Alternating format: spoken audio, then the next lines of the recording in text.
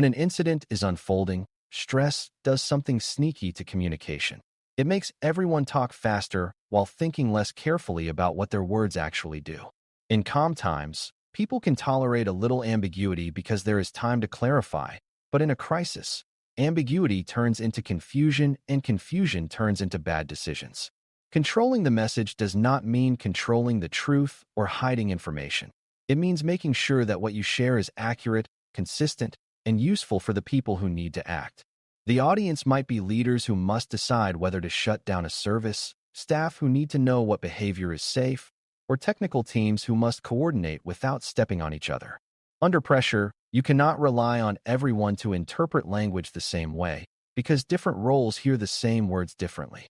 This is why briefings, updates, and terminology are not just soft skills and incident work. They are part of the machinery that keeps response efforts aligned and prevents mistakes that add damage. A good way to understand message control is to notice how small differences in language can cause big differences in behavior. If one person says breach and another says incident, listeners may assume the situation is either confirmed data theft or just a minor alert, even if both speakers mean the same thing. If someone says compromised, some people will hear that as confirmed attacker control, while others will hear it as suspicious activity that might be contained. If an update uses the word safe too casually, people may stop taking precautions, even though the investigation is still in progress.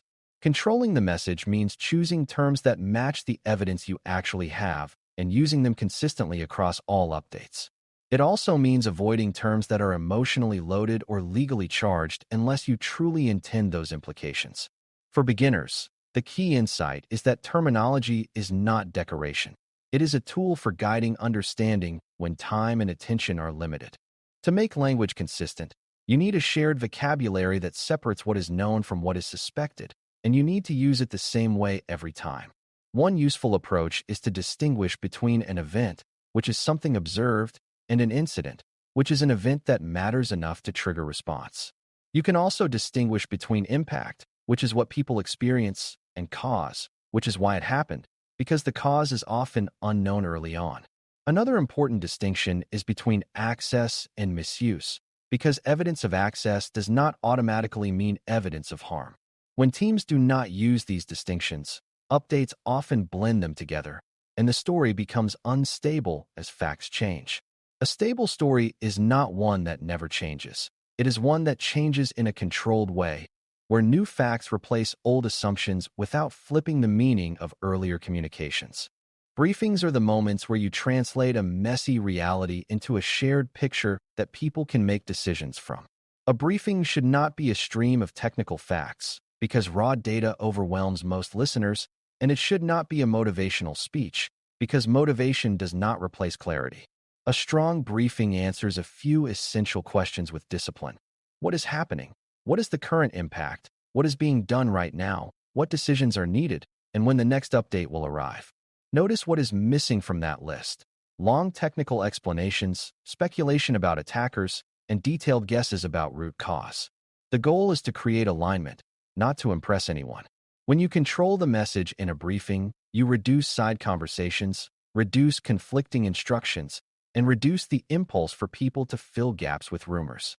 Updates are similar to briefings, but their purpose is even narrower. Keep everyone synchronized as the situation evolves. Under stress, people often think updates should always be packed with new information, but that mindset can push teams toward unsafe speed and sloppy certainty.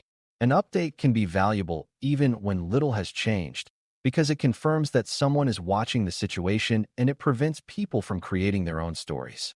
The best updates repeat key terms and key facts in a consistent way so that listeners can anchor on them. This repetition is not redundancy.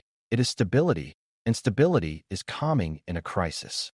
A disciplined update rhythm also helps prevent random interruptions, because stakeholders know they will not be ignored, and that reduces the temptation to demand constant one-off explanations from responders.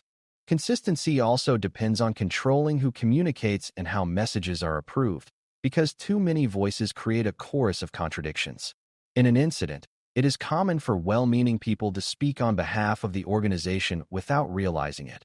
especially in internal chat channels or quick hallway conversations. Those informal statements can travel far, and they can be interpreted as official even when they are not. Message control works best when there is a clear communications owner who can coordinate with technical leads and leadership and publish a single authoritative update for each audience. That owner does not have to write everything alone, but they should be the one who ensures language consistency, removes unsafe detail, and confirms that the message matches the current evidence. Beginners sometimes worry that this slows things down, but the reality is that it often speeds response by reducing confusion and rework. A practical way to keep terminology consistent is to use a small set of defined phrases that you reuse across briefings and updates, especially for uncertain areas. For example, if you have not confirmed data exposure, you might use a phrase like assessing potential exposure instead of rotating through a dozen variations that imply different levels of certainty. If you have not confirmed whether the attacker is still active, you might use language that focuses on containment actions underway rather than declaring the environment clear. The purpose of defined phrases is not to sound scripted. It is to avoid accidental escalation or accidental minimization. Under stress, the human brain reaches for strong words, and strong words can become commitments. A defined phrase set helps you avoid making commitments you cannot support with evidence, while still being direct about what is happening and what is being done.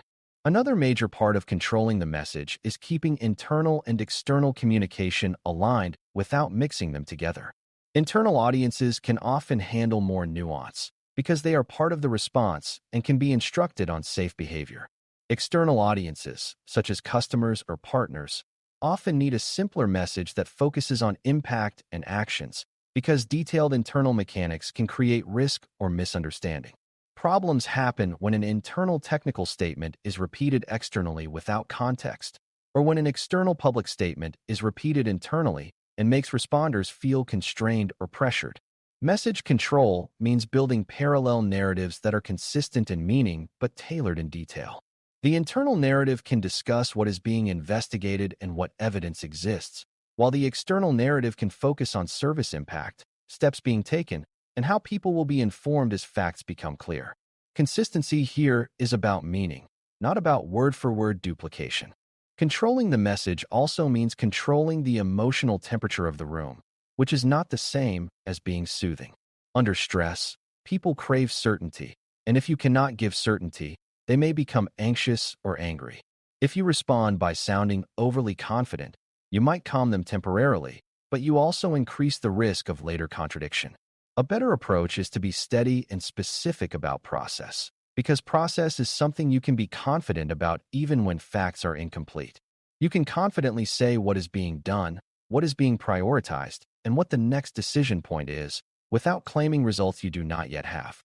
This steadiness helps leaders make better decisions because they are not reacting to emotional spikes caused by dramatic language. It also supports responders because they can focus on work instead of constantly managing panic. There is also a subtle technical reason to control terminology. Words can change how responders interpret evidence. If an early message frames the situation as ransomware, responders may focus on encryption symptoms and miss signs of data theft or credential abuse. If the message frames it as a denial of service, teams may focus on traffic patterns and overlook a separate intrusion. Early labels become mental filters, and under stress, people cling to filters because they simplify complexity. Message control means resisting the urge to label the incident type too early and instead describing observed behaviors and impacts. As evidence grows, you can narrow the description, but you do so deliberately, acknowledging what changed and why. This keeps the team's mental model flexible, which improves accuracy and reduces wasted effort. To keep updates consistent over time, you need to carry forward a stable set of facts, even as details change. Think of this as maintaining a running summary that includes what is confirmed, what is still being investigated, what actions are underway, and what decisions are pending. Each new update should start from that summary rather than starting from scratch, because starting from scratch invites language drift. Language drift is when the story slowly changes because different people describe it differently, not because the facts changed. Drift causes stakeholders to ask the same questions repeatedly because they are not sure whether new wording represents new facts. When you control the message, you intentionally reuse key phrases and structure so that any real changes stand out clearly. That makes your communication more efficient and reduces the chance that someone misreads a minor wording change as a major shift in reality. It is also important to control the message by separating operational instructions from situational updates, because mixing them can cause people to miss critical actions. For example, a long paragraph describing investigation status can bury a simple instruction like "do not click suspicious links" or "report unusual prompts." Under stress, listeners often remember the strongest emotional content, not the most important actionable content. Message control means placing operational instructions in clear, repeated language and keeping them stable unless they truly change. If you frequently change instructions, people may stop paying attention or assume the latest message contradicts the previous one. If instructions must change, you should explicitly state that they changed and why, because that reduces confusion. For beginners, the key is that an update is not only information, it is guidance, and guidance must be easy to find and easy to repeat accurately.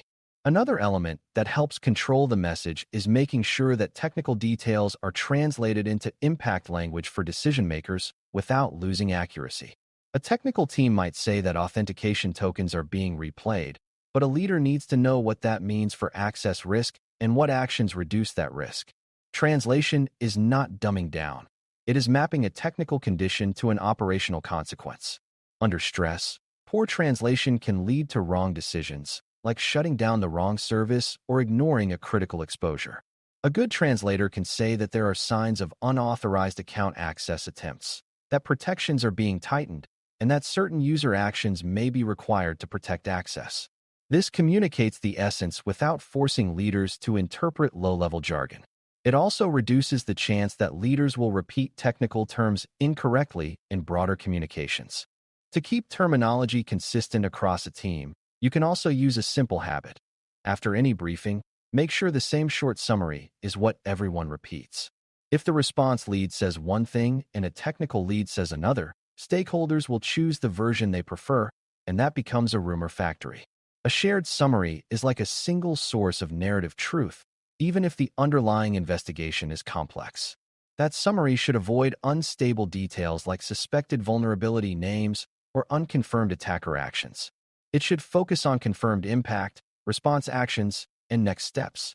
Over time, this shared summary becomes a stabilizing anchor that helps people remember what is real and what is still in motion.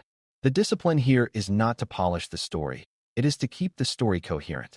As you wrap this up, remember that controlling the message is really about controlling meaning when stress tries to break meaning apart.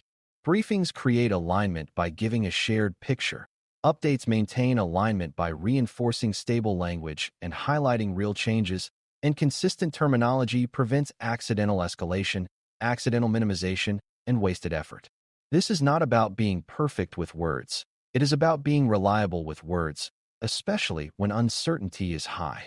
When your communication is reliable, stakeholders trust the process even when the facts are still forming, and responders can focus on evidence rather than on rumor control. If you can learn to choose careful terms, repeat them consistently, and separate confirmed facts from assumptions, you will reduce secondary damage and improve decision-making during the most stressful moments of incident work. That is what it means to control the message in a way that protects the response and the organization at the same time. Thanks for listening. For more audio courses, daily newsletters, and more, please visit BareMetalCyber.com.